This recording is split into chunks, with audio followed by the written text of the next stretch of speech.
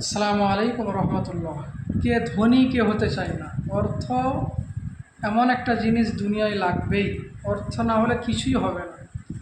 তো ধনী হওয়ার আমল এত সহজ, যেটা আল্লাহ পাকের ইসমে আজম, ইসমে জাতের নামের সঙ্গে এটা মিলানো রয়েছে। অতি দ্রুত এবং অতি দ্রুত আল্লাহ রব্বুল আলামিন আপনাকে ধনী করে দেবেন, এবং আমলটা খুব সহজ। যে হুজুর কীভাবে হওয়া যায়? হ্যাঁ, হয়ে যাবে। আল্লাহ করবেন, আল্লাহ রব্বুল আলামিন নিশ্চয়ই করবেন। তো আমলটা এত সহজ যে ধারণার বাইরে। যে প্রতি নামাজের পরে, আমি একেবারে 1 মিনিটের মধ্যে শেষ করছি, প্রতি নামাজের পরে 41 বার করে পড়বেন, ইয়া রাজ্জাকু ইয়া গনিয়্যু, ইয়া রাজ্জাকু ইয়া গনিয়্যু, ইয়া রাজ্জাকু ইয়া গনিয়্যু। প্রত্যেক নামাজের পরে 41 বার করে আমলটি করবেন, আগে পরে দরুদ, নিশ্চয়ই আল্লাহ পাক ধনী বানিয়ে দেবেন।